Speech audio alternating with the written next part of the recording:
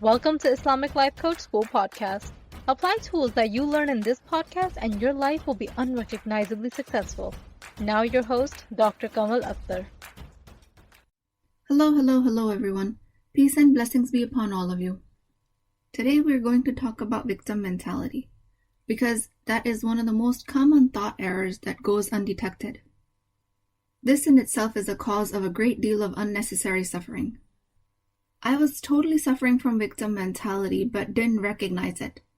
So in this podcast, I want you to keep an open mind where you might be unconsciously practicing victim mentality. Because without an open mind, you will never get to correct the errors that are causing turmoil in your life.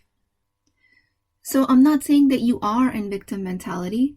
All I'm saying is that you stay open to the possibility and see if you're accidentally falling for this type of error. Along with victim mentality, we also talk about triggers today, and that is because they are very much related. In terms of CTFAR, circumstances, thoughts, feelings, actions, and results, our circumstances are everything outside of us. Things that are outside of us do not cause our feelings. Our thoughts do. And if you haven't learned anything from my podcasting for more than a year, I'll say it again. Actually, I'll shout it from the rooftops if that's what it takes for people to start seeing how this design actually works. Nothing outside of you causes your feelings. Your thoughts do. Nothing outside of you is responsible for outcomes in your life. Your thoughts are responsible for them. When we are being triggered by our environment, it's because we have accidentally attached our feelings to the circumstance. When we are in victim mentality, we have accidentally attached our results or our outcomes with the circumstance. Both are the same type of a mistake because they're both omitting our thinking from the picture, where our control actually lies. So you can imagine when someone is working under the doctrine of completely ignoring their point of control, how topsy-turvy their life will be. Luckily, it is a type of a mistake, and like any other mistake, it can be fixed. So all my life, I was considering myself to be a strong, independent woman, but it turned out whenever I was associating my emotions with my circumstance, I was practicing victim mentality. And this was happening outside of my awareness because nobody ever taught me this.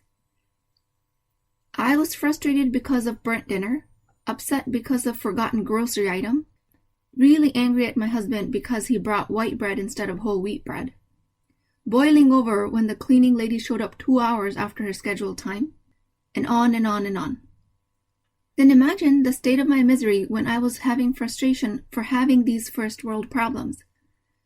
I was having judgment for myself on top of all of these emotions. I was walking around like a built-up bundle of emotions, like a volcano ready to burst at the slightest trigger. I absolutely hated myself for it, but didn't know how to stop. Now, you might have a tendency to judge me, especially after I tell you that there are women out there who seek coaching with me that have been sexually abused starting at the age of 4. These women are so wound up in their past that despite of having an apparent functional life, they are very deep in victim mentality. And you might judge me saying that here I am crying a river about my white bread. How can I compare that to real problems? To that I will say that nothing is comparable in that sense.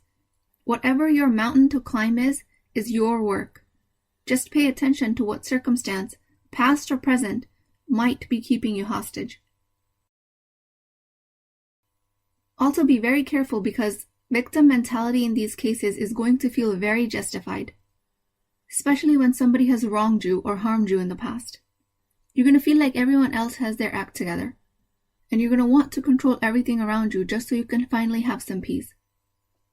So in those cases, victim mentality is going to feel really justified. Everyone around you is going to want to empathize with you, feel sorry for you. That's their way of showing their support. But that's just burying you further deep into victim mentality. And I will explain how. So I want you guys to start thinking of life as 2 different environments. One that is outside of you, and one that is inside. You might think that the outside environment is complex, but your internal environment is extremely rich and complex in itself. It mostly consists of your thoughts and feelings. These are invisible to others. We take actions based on these thoughts and feelings, and most actions are observable by others, but some are not. especially if you're taking mental action. Your emotions have a physicality to them, and your brain feeds off of this physicality. Emotions lead to further thoughts that lead to further emotions. This bidirectional highway is most of the mind drama and the brain action that women are stuck in. This type of actions are not observable by others, but it takes up a whole bunch of your time. For humans who have never learned the art of introspection, the external environment seems more real because we start to experience it as soon as we open our eyes in the morning. Our senses are bringing in information about the external world. But at any given moment, you're always experiencing two different environments, one that is outside of you and one that is inside. For simplicity's sake in my work, I reduce the internal environment to thoughts and feelings, and everything else is outside. When you are in victim mentality, you're actually giving away the power of your internal environment to something that is in the external. If you say such and such person really upset me, you have given your power of your emotional state to the other person. If you say the reason I'm unfortunate now is because I was abused as a child, you have given away all of your current power to your past. This is victim mentality. If you think it's difficult to create a successful business because of the current economy, if you think you can't be happy because your teenager doesn't listen to you, all of it examples of victim mentality. If you think colonialism is responsible for the current standing of the Ummah, you're practicing victim mentality, just on a larger scale. It is extremely crucial for us to identify this type of a mindset and to work out of it, because imagine all of the people with malintentions in the world. Their only job is to troll and to make other people's lives miserable and to bring suffering into the world. And then imagine you personally handing them all of your power to control your internal environment. They will have a field day with it. They will not let go of a single opportunity to quote-unquote press your buttons. So don't give them that license. Take that control back. And this is how you're going to do it. When I'm doing this work on myself, I actually sit down to weed out all of my victim thoughts. I do it through a thought output exercise that I teach you guys. It's where you sit down for 10 minutes and you write everything that comes in your head. If nothing is coming to you, start writing just the names of colors or numbers. Your thoughts will start to flow.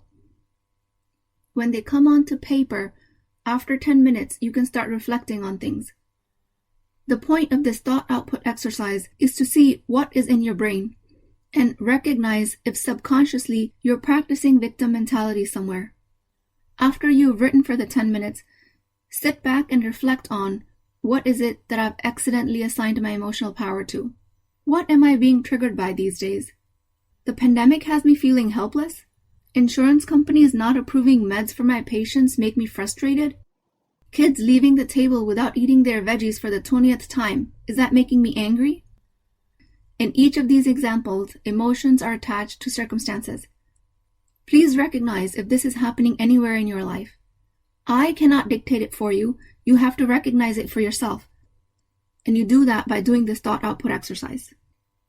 So simply put, victim mentality results from you being triggered by the circumstance. My boss's feedback really made me angry. It was unprofessional, rude, and over the top. Guess who controls your emotions now? Your boss does. Byron Katie says that when someone shares their opinion about you, you could just allow it. Let other people have the opinion about you. It will save you so much mind drama. Because guess what? They already have that freedom. By thinking you can control their opinion of you, you're exercising control where you have none.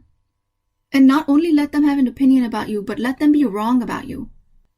They have the freedom to say as many wrong things about you as they want. This is just you allowing reality to unfold as it is unfolding. You have the freedom to defend yourself, which is in your control, or you can try to block the other person from having an opinion, where you don't have any control. When you try and block reality from occurring, that is you wasting your time and energy. You will be running into life like a brick wall. All of this is a direct result of wiring in human beings that makes us extremely susceptible of changing our internal state based on what people are saying about us. That is the default programming. But we don't have to stay susceptible. This is the reason why victim mentality is extremely rampant, because it is the default practice, and the default is always easy. Default is that we can scroll on social media for hours. We can stuff our face with food to feel comfortable. We can stay on the couch and watch Netflix. Default is that we can stay in bed instead of going for a walk. The default is always easy, and victim mentality is default, which is why it comes so naturally. It is our job as conscious, intelligent, believing servants of Allah to transcend the default with our wisdom.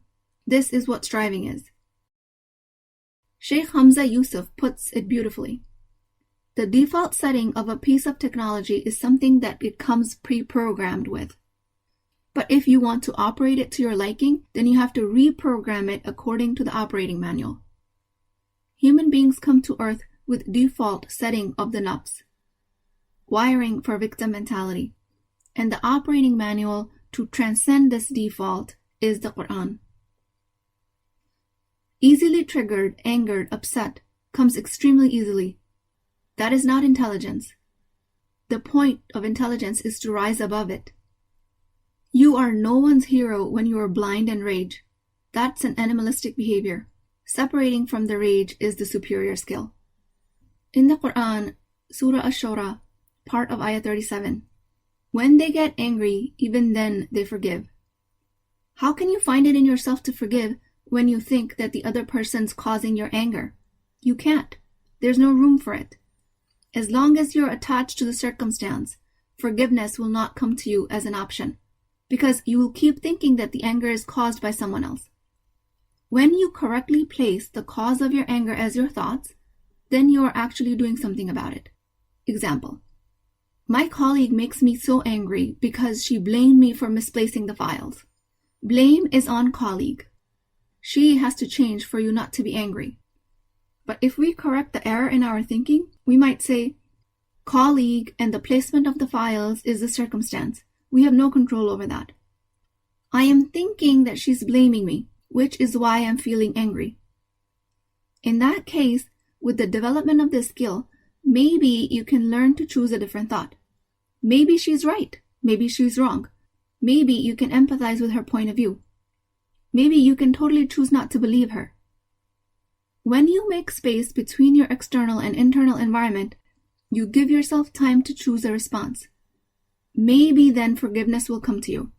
Or maybe it will just be curiosity about the other person's point of view. And don't judge yourself if you can't forgive. But at least take your power back by realizing that your thoughts are causing your anger. The default setting is an empty, mindless state of going through life, projecting your misgivings onto others. Surah 25, Ayah 63. And the true servants of the gracious God are those who walk on earth humbly, and when the ignorant address them, they avoid them gracefully by saying peace. Qalu salama, by saying peace. If an Islamophobe is shouting profanities at you and you continue to be triggered by their actions, or you continue to judge their actions that they shouldn't be doing that, how are you ever going to give yourself an option of saying peace? You are in a triggered state. You are assigning your emotional state to a person who intends to harm you. Your higher sage self, the wisdom of your fitrah, will be trying to protect you, but it will be smothered. It's going to try and tell you that saying peace is the right thing to do, but you can't hear it speak because you're so triggered. You are in victim mode. You are operating on the default of the easy, factory setting rather than adopting the manual of the Quran. In a Sahih Hadith, Ibn Umar reported, the Messenger of Allah, peace and blessings be upon him, said, the believer who mixes with people and is patient with their harm has a greater reward than the believer who does not mix with people nor is patient with their harm. This is a world where people are placed here as a test. They will bother you, but your job is to take control of your internal world and rise above it. That is the work on this planet. that is what you're sent here to learn. If we don't learn that, other things and people will control our internal environment. Societal cultures and education system at large benefits from us never having learned this control. This way we can continue to turn outwards for answers. It is the default to be a victim. It is a default to be triggered. It is your job as a Muslimah to unlearn that wiring. If you find yourself in victim mentality and see that it is very common for you to assign your experience to somebody else, then don't judge yourself for it. Self-correction doesn't come from judgment. It comes from empathy for the self.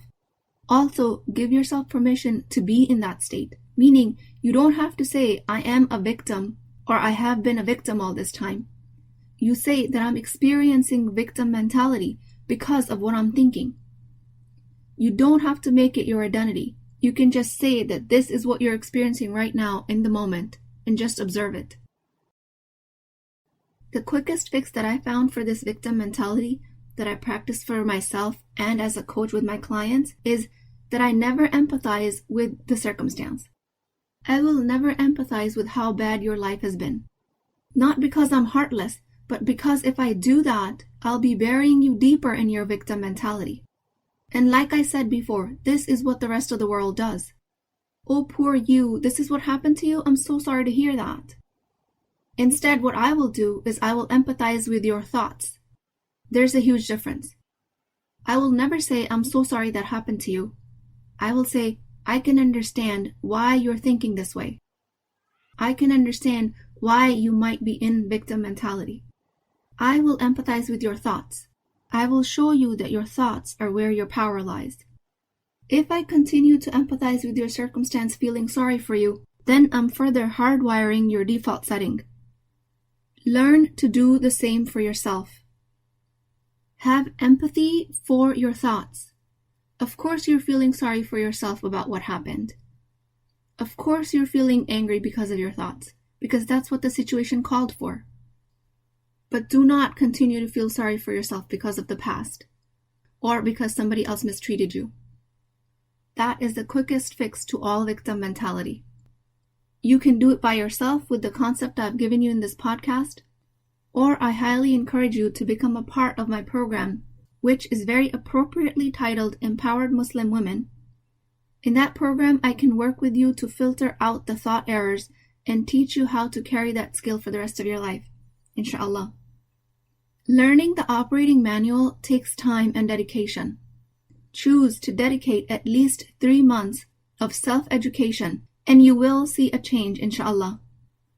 You are worth the time that you invest in yourself. Put your oxygen mask on first so you can save others if you so choose. Fill your cup first so you can pour out of it for others if you so choose. I will leave the link for my program in the show notes. With that, I thank Allah subhanahu wa ta'ala for all the blessings that He has given us.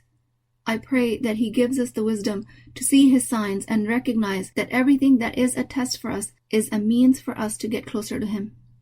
O Allah, I ask that you help this ummah break the chains of victimhood, because there are forces out there that are acting to keep Muslims in the dark. I pray for your strength against these forces, and I pray for all of us that Allah subhanahu wa ta'ala makes it easy for us to counteract the default. O Allah, I pray for your mercy on this ummah and the world in general. Please keep me in your du'as. I will talk to you guys next time. If you're interested in getting coached by me, I'm offering a very affordable opportunity to do that with Wisdom Wednesdays. This is not a course, not a lecture. This is an opportunity for live coaching, real change with Islamic adab and etiquette. You do not need more information. You actually need a space to create change. At $19.99 a month, which is the price of takeout dinner, you as a Muslim woman will create confidence, intimacy, and connection without shame or fear of judgment, because your privacy is my highest priority. So join at www.islamiclifecoachschool.com, resources, Wisdom Wednesdays. I'll see you inside, inshallah.